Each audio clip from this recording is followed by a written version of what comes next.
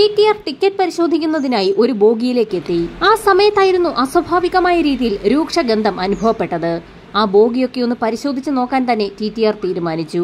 ആ ബോഗിയിലുണ്ടായിരുന്ന മറ്റ് യാത്രക്കാർക്കും രൂക്ഷഗന്ധം അനുഭവപ്പെടുന്നുണ്ടായിരുന്നു. ടിക്കറ്റ് എക്സാമിനർ ചുറ്റുവട്ടത്തൊക്കെ ഒന്ന് നോക്കിയപ്പോഴായിരുന്നു സീറ്റിനടിയിൽ പച്ച നിറത്തിലുള്ള ഒരു പെട്ടി കണ്ടത്. സീറ്റിനടിയിൽ നിന്നും ആ പെട്ടി വലിച്ചു പുറത്തേക്ക് വെച്ചു. ആ നിമിഷത്തിൽ തന്നെ അദ്ദേഹം ഒന്ന് ഞെട്ടി. ആ പച്ച പെട്ടിക്കുള്ളിൽ നിന്നും രക്തം ഇറ്റിറ്റ് വീഴുന്നുണ്ടായിരുന്നു. ആ കാഴ്ച കണ്ട ടിക്കറ്റ് എക്സാമിനർ തൊട്ടടുത്ത സ്റ്റേഷനിൽ വണ്ടി നിർത്തിയ സമയത്ത് സ്റ്റേഷൻ മാസ്റ്ററെ വിവരം അറിയിച്ചു. പെട്ടിക്കുള്ളിൽ നിന്നും രക്തം വാർന്നു വീണുകൊണ്ടേയിരിക്കുന്നത് കണ്ട സ്റ്റേഷൻ മാസ്റ്റർക്ക് കാര്യം പന്തിയല്ല എന്ന് മനസ്സിലായി. വിവരം ഉടൻ തന്നെ സമീപത്തുണ്ടായിരുന്ന സ്റ്റേഷനിൽ അറിയിക്കുകയും പോലീസ് സംഘം ഉടനടി അങ്ങോട്ടേക്ക് എത്തുകയും ചെയ്തു.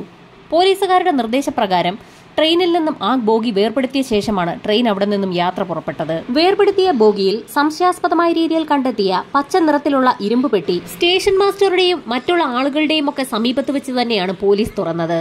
പെട്ടി തുറന്ന നിമിഷത്തിൽ തന്നെ കൂടി നിന്ന ആളുകളും പോലീസുകാരും ഭയന്നുകൊണ്ട് പിന്നിലേക്ക് മാറി. രക്തത്തിൽ കുളിച്ച നിലയിൽ ഒരു മനുഷ്യന്റെ തലയില്ലാത്ത ഉടലായിരുന്നു പെട്ടിക്കുള്ളിൽ ഉണ്ടായിരുന്നത്.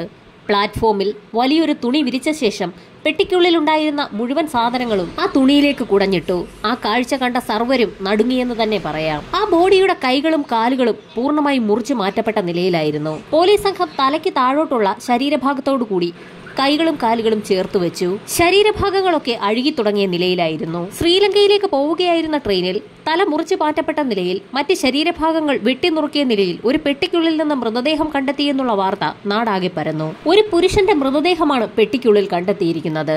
മൃതദേഹത്തിൽ വസ്ത്രങ്ങളൊന്നും തന്നെ ഉണ്ടായിരുന്നില്ല. മരണപ്പെട്ട വ്യക്തിയുടെ കാലിൽ പച്ച നിറത്തിലുള്ള ഒരു സോക്സ് ഉണ്ടായിരുന്നു. പോലീസിന്റെ നിർദ്ദേശപ്രകാരം ഫോറൻസിക് സംഘം സംഭവസ്ഥലത്തേക്ക് എത്തി. ഇൻക്വസ്റ്റ് നടപടികൾ പൂർത്തിയാക്കിയ ശേഷം മൃതദേഹം മധുര ഹോസ്പിറ്റലിലേക്ക് ഷിഫ്റ്റ് ചെയ്തു.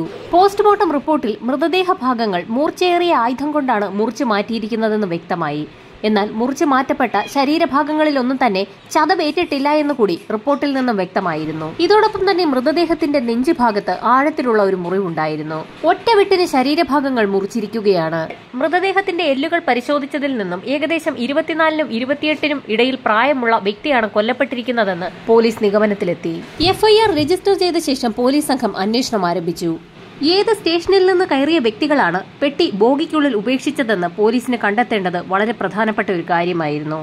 അതുമാത്രവുമല്ല, ട്രെയിനിൽ നിന്ന് പെട്ടി കണ്ടെത്തിയ സാഹചര്യത്തിൽ ആ ബോഗി വേർപെടുത്തിയ ശേഷം ആ ട്രെയിൻ യാത്രക്കാരുമായി ശ്രീലങ്കയിലേക്ക് പോവുകയും ചെയ്തു. അതുകൊണ്ട് തന്നെ അന്നത്തെ ട്രെയിനിലുണ്ടായിരുന്ന യാത്രക്കാരെയൊന്നും ചോദ്യം ചെയ്യാൻ പോലീസിന് കഴിഞ്ഞതുമില്ല.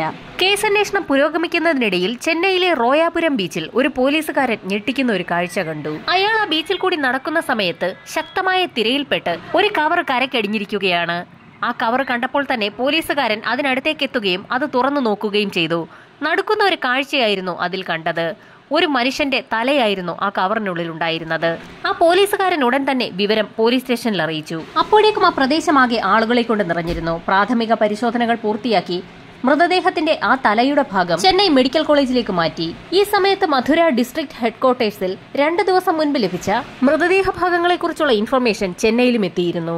ആ വിവരം അറിയാവുന്ന ഹെഡ്ക്വാർട്ടേഴ്സിലെ ഉദ്യോഗസ്ഥർ മധുരയിൽ നിന്നും ട്രെയിനിനുള്ളിൽ നിന്ന് ലഭിച്ച മൃതദേഹ ഭാഗങ്ങൾ ചെന്നൈയിലേക്ക് കൊണ്ടുവരാൻ നിർദ്ദേശം നൽകി. ആ മൃതദേഹ അവശിഷ്ടങ്ങളുടെ ഭാഗമായ തലയാണോ ലഭിച്ചിരിക്കുന്നതെന്ന് മനസ്സിലാക്കുന്നതിന് വേണ്ടി ചെന്നൈ മെഡിക്കൽ കോളേജിലെ വിദഗ്ധരടങ്ങുന്ന ഡോക്ടർ സംഘം പരിശോധന ആരംഭിച്ചു.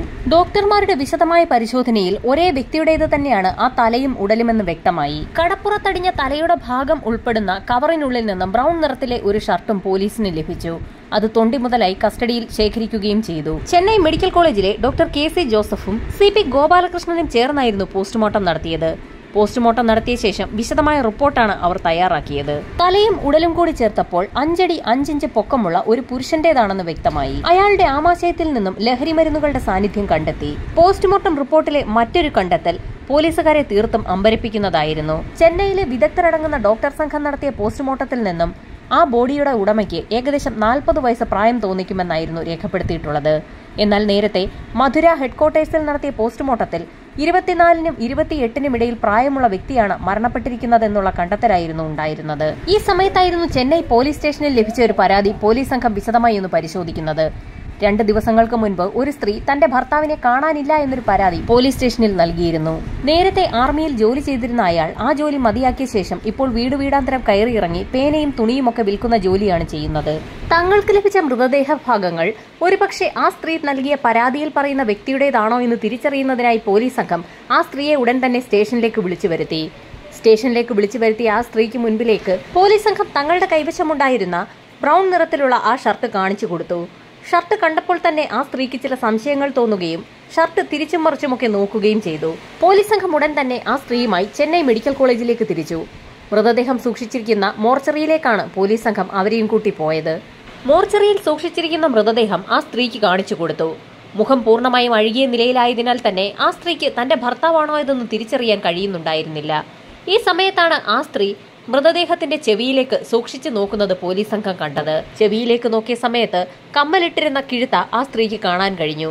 അതിൽ നിന്നും അത് തന്റെ ഭർത്താവ് തന്നെയാണെന്ന് ആ സ്ത്രീ പോലീസിന് മുൻപാകെ മൊഴി നൽകി. മൃതദേഹത്തിന്റെ അരഭാഗത്ത് കെട്ടിയിരുന്ന ചരട്, കാലിലുണ്ടായിരുന്ന പച്ച നിറത്തിലുള്ള സോക്സ് ഇവയെല്ലാം പോലീസ് സംഘം കസ്റ്റഡിയിൽ സൂക്ഷിച്ചിരുന്നു. അതെല്ലാം ആ സ്ത്രീ തന്റെ ഭർത്താവിന്റേത് തന്നെയെന്ന് തിരിച്ചറിയുകയും ചെയ്തു. സ്ത്രീയുടെ പരാതിയനുസരിച്ച് കൊല്ലപ്പെട്ടിരിക്കുന്ന വ്യക്തി ചെട്ടിയാർ വംശത്തിലുള്ള അളവന്താർ എന്ന വ്യക്തിയാണെന്ന് പോലീസിന് വ്യക്തമായി. കൊല്ലപ്പെട്ട വ്യക്തിക്ക് ശത്രുക്കളായി ആരെങ്കിലും ഉണ്ടോ എന്നുള്ള കാര്യം പോലീസിന് അറിയണമായിരുന്നു. അതുകൊണ്ട് തന്നെ ആ സ്ത്രീയെ പോലീസ് സംഘം വിശദമായി ചോദ്യം ചെയ്തു. എന്നാൽ അവരുടെ അറിവിൽ തന്റെ ഭർത്താവിന് അങ്ങനെ ശത്രുക്കളാരും ഉള്ളതായി അറിവില്ല എന്നായിരുന്നു ആ സ്ത്രീ പോലീസിന് മുൻപാകെ നൽകിയ മൊഴി. പേനകളും തുണിത്തരങ്ങളും വീടാന്തരം കയറിയിറങ്ങി കച്ചവടം ചെയ്യുന്ന വ്യക്തിയായിരുന്നു അളവന്താർ. ചെന്നൈയിലെ തന്നെ ഒരു കടയിൽ നിന്നുമായിരുന്നു വിൽപ്പനയ്ക്കാവശ്യമായ പേന കളക്ട് ചെയ്യാറുള്ളത്. ആ സ്ത്രീ പറഞ്ഞതനുസരിച്ച് പോലീസ് സംഘം അളവന്താർ എത്താറുള്ള കടയിലെത്തി വിശദമായ അന്വേഷണം തന്നെ നടത്തി. അയാൾ അവിടെ എത്തി പേന മൊത്തമായും ചില്ലറയായും വാങ്ങാറുണ്ടെന്നും അത് കച്ചവടം ചെയ്യാറുണ്ടായിരുന്നു എന്നും അവിടെയുള്ള ജീവനക്കാർ പോലീസിന് മൊഴി നൽകി. അയാളുടെ മൃതദേഹം ട്രെയിനിൽ നിന്ന് കണ്ടെത്തുന്നതിന് ഏകദേശം 2-3 ദിവസം മുൻപ് അയാൾ ആ കടയിൽ ചെന്നിരുന്നു. ആ സമയത്ത് ദേവകി മേനോൻ എന്നൊരു സ്ത്രീയുമായി കുറെ നേരം സംസാരിച്ച് നിന്നിരുന്നു എന്നും ജീവനക്കാർ പോലീസിന് മൊഴി നൽകി. ഇത്രയും കാര്യങ്ങൾ പോലീസിനോട് പറഞ്ഞ ശേഷം ജീവനക്കാരിൽ ഒരാൾ ചിരിക്കുന്നത് പോലീസിന്റെ ശ്രദ്ധയിൽപ്പെട്ടു. അയാളുടെ ചിരി അത്ര ശരിയല്ല എന്ന് തോന്നിയ പോലീസ് സംഘം ആ ചിരിയുടെ അർത്ഥം എന്താണെന്ന് ചോദിക്കുകയും ചെയ്തു. അളവന്താറിന് പേനയും തുണിത്തരങ്ങളും വിൽക്കാൻ ചെല്ലുന്ന വീടുകളിൽ സ്ത്രീകളുമായൊക്കെ ബന്ധമുണ്ടായിരുന്നു. അതത്ര നല്ല രീതിയിലുള്ള ബന്ധമല്ലായിരുന്നു എന്നും ജീവനക്കാർ പോലീസിന് മൊഴി നൽകി. ജീവനക്കാർ പോലീസുകാരുമായി സംസാരിക്കുന്ന സമയത്തായിരുന്നു ആ കടയുടെ ഉടമ അവിടേക്ക് എത്തിയത്. ശരിക്കും ഞെട്ടിക്കുന്ന ചില കാര്യങ്ങൾ കടയുടമയിൽ നിന്നും പോലീസിന് ലഭിച്ചു. അളവന്താർ എന്ന വ്യക്തി ഏതാനും ദിവസങ്ങൾക്ക് മുൻപാണ് അവസാനമായി ആ കടയിലെത്തിയത്. അവരെല്ലാവരും അയാളെ അവസാനമായി കാണുന്നത് ദേവകി മേനോൻ എന്ന സ്ത്രീയുമായി അയാൾ സംസാരിച്ചു നിൽക്കുന്ന കാഴ്ചയാണ്. കുറെ ദിവസങ്ങളായി അയാളെ കടയിലേക്ക് കാണാത്ത സാഹചര്യത്തിൽ കടയുടമ ദേവകി മേനോന്റെ വീട്ടിൽ ചെന്ന് ഒരു അന്വേഷണം നടത്തി. ആ സ്ത്രീ അവിടെ നിന്ന് വീടൊഴിഞ്ഞ് ബോംബെയിലേക്ക് പോയി എന്നായിരുന്നു വീട്ടുടമസ്ഥൻ പറഞ്ഞത്. അത് കേട്ട കടയുടമ വീട്ടുടമസ്ഥന്റെ കയ്യിൽ നിന്ന് താക്കോൽ വാങ്ങിയ ശേഷം ദേവകി മേനോന്റെ വീട് ഒന്ന് തുറന്നു പരിശോധിച്ചു. ആ വീടിനുള്ളിലെ ഭിത്തിയിൽ രക്തക്കറ കണ്ടു എന്നുകൂടി അയാൾ പോലീസിന് മൊഴി നൽകി. പോലീസ് സംഘം ഉടൻ തന്നെ കടയുടമയും കൂട്ടി ദേവകി മേനോൻ താമസിച്ചിരുന്ന വാടക വീട്ടിലേക്ക് എത്തി. റോയാപുരം എന്ന സ്ഥലത്താണ് ദേവകി മേനോന്റെ വാടക വീട്. ഈ സമയത്താണ് പോലീസുകാർ ഒരു കാര്യം ഓർത്തത്. നേരത്തെ കൊല്ലപ്പെട്ട വ്യക്തിയുടെ തലയുടെ ഭാഗം ലഭിച്ചത് റോയാപുരത്തെ ബീച്ചിന്റെ സൈഡിൽ നിന്നായിരുന്നു. പോലീസ് സംഘത്തിന് ആകെ സംശയമായി. കടയുടമ പറഞ്ഞ ദേവകി മേനോന്റെ വാടക വീട്ടിലെത്തിയ പോലീസ് സംഘം മുറി തുറന്ന് പരിശോധന നടത്തി. ആ സമയത്ത് വീടിനുള്ളിലെ ഭിത്തിയിൽ പറ്റിപ്പിടിച്ചിരിക്കുന്ന രക്തക്കറ പോലീസിന്റെ ശ്രദ്ധയിൽപ്പെട്ടു. വീടിനകമാകെ പരിശോധന നടത്തിയതിൽ നിന്നും അളവന്താർ എന്ന വ്യക്തി ദേവകി മേനോന് വിറ്റ പേനകളുടെ ഒരു വലിയ ശേഖരം തന്നെ കണ്ടെത്തി. അവരിരുവരും തമ്മിൽ നല്ല അടുപ്പത്തിലായിരുന്നു എന്നും പലതവണ ഒരുപാട് സമയം സംസാരിച്ചു നിൽക്കുന്ന കാഴ്ച കണ്ടിട്ടുണ്ട് എന്നും വീട്ടുടമസ്ഥനും കടയുടമസ്ഥനും പോലീസിന് മൊഴി നൽകി. ഇനി കഥ മുൻപോട്ട് പോകണമെങ്കിൽ പോലീസിന് ദേവകി മേനോനെ കസ്റ്റഡിയിലെടുക്കേണ്ടത് അനിവാര്യമായിരുന്നു. വാടക വീട് ഒഴിഞ്ഞ ശേഷം ദേവകി മേനോൻ ബോംബെയിലേക്കാണ് പോയിരിക്കുന്നതെന്ന് വീട്ടുടമസ്ഥനിൽ നിന്ന് മനസ്സിലാക്കിയ പോലീസ് സംഘം നേരെ ബോംബെയിലേക്ക് തിരിച്ചു. അവിടെയെത്തി ഒരു തിരച്ചിൽ നടത്തിയ ശേഷം ദേവകി മേനോനെയും ഭർത്താവ് പ്രഭാകരനെയും പോലീസ് കണ്ടെത്തി. ചോദ്യം ചെയ്യൽ ആരംഭിച്ചപ്പോൾ തന്നെ ദേവകി മേനോൻ പല സത്യങ്ങളും പോലീസിനോട് തുറന്നു പറഞ്ഞു. ധാരാളം എഴുതുന്ന സ്വഭാവക്കാരിയായിരുന്നു ദേവകി മേനോൻ. അതുകൊണ്ട് തന്നെ സ്ഥിരമായി പേന വാങ്ങുന്നതിനായി അളവന്താർ ജോലി ചെയ്തിരുന്ന ആ പേന കമ്പനിയിൽ അവരെത്താറുണ്ടായിരുന്നു. കുറെ അധികം എഴുതുന്നതിന് കൈകൾക്ക് ഏറ്റവും ഉചിതമായ പേന ഇതാണെന്ന് പറഞ്ഞുകൊണ്ട് പല പ്രാവശ്യവും പേനകൾ പരിചയപ്പെടുത്തി കൊടുത്തിരുന്നത് അളവന്താറായിരുന്നു. അങ്ങനെയായിരുന്നു അവർ തമ്മിൽ പരിചയം തുടങ്ങിയത്. കടയിൽ വെച്ച് ഒരുപാട് സമയം അവർ തമ്മിൽ സംസാരിക്കാറുണ്ടായിരുന്നു. പലപ്പോഴും കടയിൽ നിന്ന് ഇരുവരും ഒരുമിച്ചാണ് പുറത്തേക്ക് പോകുന്നതും. അവരിരുവരും സംസാരിച്ച് ദേവകി മേനോൻ താമസിക്കുന്ന സ്ഥലത്ത് വരെ എത്തും. മണിക്കൂറുകളോളം ആ വീടിന്റെ വാതിൽക്കൽ നിന്നും അവർ സംസാരിക്കാറുണ്ടെന്നും അയൽവാസികൾ മൊഴി നൽകി. അങ്ങനെ കുറെ നാളുകൾക്ക് ശേഷം ദേവകി മേനോൻ മലയാളിയായ പ്രഭാകരൻ എന്ന വ്യക്തിയെ വിവാഹം കഴിച്ചു. വിവാഹശേഷം റോയാപുരത്തുള്ള പുതിയ വാടക വീട്ടിലേക്ക് അവർ മാറുകയും ചെയ്തു.